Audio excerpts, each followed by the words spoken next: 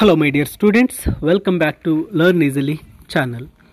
ಈ ಒಂದು ವಿಡಿಯೋದಲ್ಲಿ ನಾವು ಯುನಿಸ್ ಡಿಸೋಜಾರ್ ಅವರ ಅನ್ಫಿನಿಶ್ಡ್ ಪೊಯಮ್ ಈ ಒಂದು ಪದ್ಯದ ಲೈನ್ ಬೈ ಲೈನ್ ಎಕ್ಸ್ಪ್ಲನೇಷನನ್ನು ಡಿಸ್ಕಸ್ ಮಾಡ್ತಾ ಹೋಗೋಣ.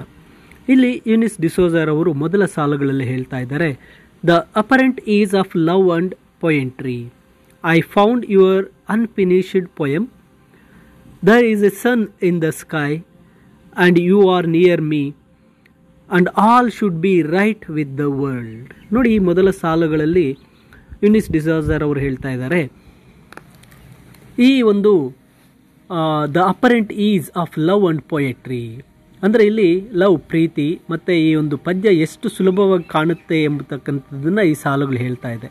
ಅಂದರೆ ಇದು ಮೇಲ್ನೋಟಕ್ಕೆ ಇದು ಅನ್ಫಿನಿಶ್ಡ್ ಪೊಯಮ್ ತುಂಬ ಸರಳ ಅನಿಸಿದ್ರು ಕೂಡ ಅದರಲ್ಲಿ ತುಂಬ ಆಳದಲ್ಲಿ ತುಂಬ ಸಂಕೀರ್ಣತೆ ಇದೆ, ತುಂಬ ಕ್ಲಿಷ್ಟವಾದಂತಹ ವಿಷಯಗಳನ್ನು ಇಲ್ಲಿ ಚರ್ಚಿಸಲಾಗಿದೆ ಎಂಬತಕ್ಕಂಥ ಸೂಚನೆಯನ್ನು ಇಲ್ಲಿ ಕೊಡ್ತಾ ಇದ್ದಾರೆ. The apparent ease of love and poetry, ಪ್ರೀತಿ ಮತ್ತು ಪದ್ಯದ ಒಂದು ತುಂಬ ಈಸಿಯಾಗಿ ಕಾಣ್ತಾ ಇದೆ, ಆದರೆ ಅವು ತುಂಬ ಸಂಕೀರ್ಣವಾಗಿದೆ, ಅಷ್ಟು ಸುಲಭವಲ್ಲದ ಸಾಲುಗಳು ಅಂತ ಹೇಳ್ತಾ ಇದ್ದಾರೆ.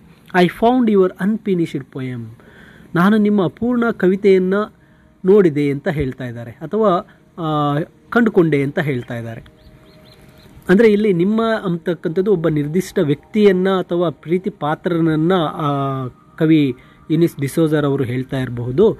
ಅಂದರೆ ಇಲ್ಲಿ ಅನ್ಫಿನಿಶ್ಡ್ ಪೊಯಮ್ ಇದು ಪ್ರೀತಿ ಅಥವಾ ಸಂಬಂಧದಲ್ಲಿ ಇನ್ನೂ ಸಹ ಅದು ಪೂರ್ಣಗೊಂಡಿಲ್ಲ, ಆ ಪೂರ್ಣಗೊಳ್ಳದ ಅಂಶಗಳು ಇದ್ದಾವೆ ಅಂತಕ್ಕಂಥದ್ದನ್ನು ಈ ಸಾಲು ಹೇಳ್ತಾ ಇದೆ. ಅಂದರೆ ಈ ಪೊಯಮ್ ಅಥವಾ ಸಂಬಂಧದಲ್ಲಿ ಇನ್ನೂ ಅನ್ವೇಷಿಸಲು ಬಾಕಿ ಇರ್ತಕ್ಕಂಥ ಕೆಲವು ವಿಷಯಗಳ ಬಗ್ಗೆ ಹೇಳ್ತಾ ಇದೆ. There is a sun in the sky, ಆಕಾಶದಲ್ಲಿ ಸೂರ್ಯನಿದ್ದಾನೆ ಅಂತ ಹೇಳ್ತಾ ಇದ್ದಾರೆ. ಅಂದರೆ ಇಲ್ಲಿ ಸೂರ್ಯನು ಒಂದು ಭರವಸೆ, ಹೊಸ ಆರಂಭ, ಉಜ್ವಲತೆ, ಧನಾತ್ಮಕ ಶಕ್ತಿ ಸಂಕೇತವಾಗಿದೆ. ಇಲ್ಲಿ ಪರಿಸ್ಥಿತಿ ಉತ್ತಮವಾಗಿದೆ ಅಂತಕ್ಕಂಥದ್ದು ಈ ಸಾಲು ಹೇಳುತ್ತೆ. And you are near me, ನೀನು ನನ್ನ ಹತ್ತಿರದಲ್ಲೇ ಇದೆಯಾ ಅಂತ ಹೇಳ್ತಾ ಇದ್ದಾರೆ. ಅಂದರೆ ತನ್ನ ಪ್ರೀತಿ ಪಾತ್ರರು ತನ್ನ ಪಕ್ಕದಲ್ಲೇ ಇದ್ದಾರೆ ಅಂತಕ್ಕಂಥದ್ದು ಹೇಳ್ತಾ ಇದ್ದಾರೆ. ಅಂದರೆ ಸಂತೋಷ, ನೆಮ್ಮದಿ ಇದೆ ಅಂತಕ್ಕಂಥದ್ದು ಈ ಸಾಲಿನಿಂದ ಅರ್ಥ ಆಗುತ್ತೆ. And all should be right with the world, ಮತ್ತು ಜಗತ್ತಿನಲ್ಲಿ ಎಲ್ಲವೂ ಸಹ ಸರಿಯಾಗಿದೆ ಅಂತಕ್ಕಂಥದ್ದನ್ನು ಹೇಳ್ತಾ ಇದ್ದಾರೆ. ಸೂರ್ಯನ ಉಪಸ್ಥಿತಿ ಅಂದರೆ ಇಲ್ಲಿ ಪ್ರೀತಿ ಪಾತ್ರರು ಹತ್ತಿರದಲ್ಲಿದ್ದಾರೆ, ಎಲ್ಲವೂ ಪರಿಪೂರ್ಣವಾಗಿರಬೇಕೆಂಬ ನಿರೀಕ್ಷೆ ಇಲ್ಲಿದೆ. ನಂತರದ ಸಾಲಲ್ಲಿ ಹೇಳ್ತಾರೆ, but something hasn't set and it had better not to be the ಸನ್,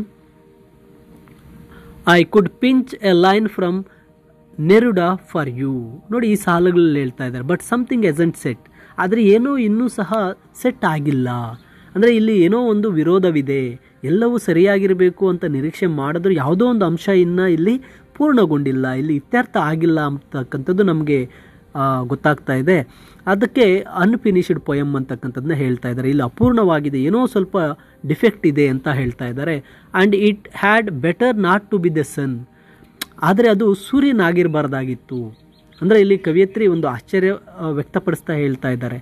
ಅಲ್ಲಿ ಒಂದು ಏನು ಸರಿಯಾಗಿ ಒಂದು ಸೆಟ್ ಆಗಿಲ್ಲ ಅಂತ ಹೇಳ್ತಾ ಇದ್ದಾರೆ, ಅದರ ಜೊತೆಗೆ ಒಂದು ಆತಂಕದಲ್ಲಿ ಹೇಳ್ತಾ ಇದ್ದಾರೆ, ಅದು ಸೂರ್ಯನಾಗದಿರಲಿ ಅಂತ ಕವಿ ಹೇಳ್ತಾ ಇದ್ದಾರೆ. ಏಕೆಂದರೆ ಸೂರ್ಯಾಸ್ತ ಭರವಸೆ ಅಂತ್ಯ ಆಗಿಬಿಡುತ್ತೆ, ಅದು ನಕಾರಾತ್ಮಕತೆಯನ್ನು ಸೂಚಿಸುತ್ತೆ.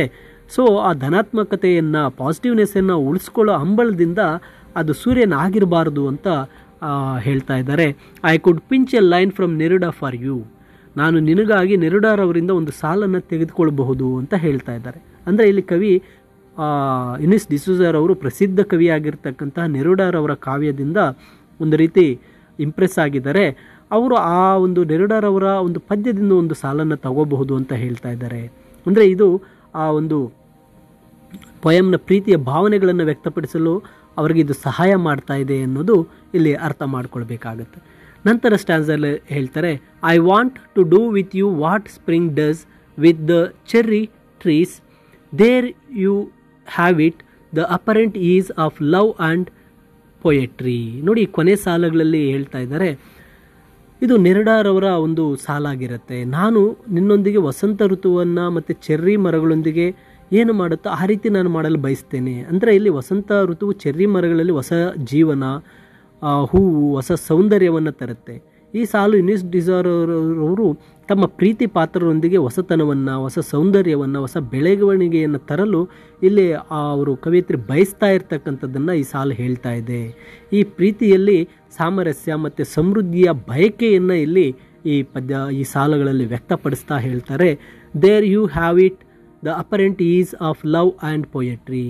ಈಗ ಕೊನೆಯ ಮೊದಲ ಸಾಲಲ್ಲಿ ಮತ್ತೆ ಹೇಳ್ತಾ ಇದ್ದಾರೆ, ನೋಡಿ ಇಲ್ಲಿದೆ ಪ್ರೀತಿ ಮತ್ತು ಈ ಒಂದು ಕಾವ್ಯದ ಸುಲಭವಾದಂತಹ ಸಾಲು ಅಂತ. ಅಂದರೆ ಈ ಕವಿತೆಯನ್ನು ಕೊನೆಗೊಳಿಸ್ತಾ ಹೇಳ್ತಾ ಇದ್ದಾರೆ.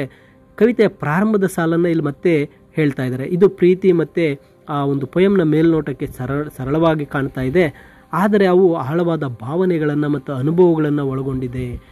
ಮತ್ತೊಮ್ಮೆ ಇಲ್ಲಿ ಒತ್ತಿ ಹೇಳ್ತಾ ಇದ್ದಾರೆ, ಅನ್ಫಿನಿಶ್ಡ್ ಪೊಯಮ್, ಕವಿಯತ್ರಿ ಮತ್ತು ಪ್ರೀತಿ ಪಾತ್ರರ ನಡುವಿನ ಈ ಸಂಬಂಧವು ಇನ್ನೂ ಬೆಳೆಯುತ್ತಿದೆ ಎಂಬತಕ್ಕಂಥದ್ದನ್ನು ಈ ಸಾಲಿನ ಮೂಲಕ ವ್ಯಕ್ತಪಡಿಸಿರ್ತಾರೆ.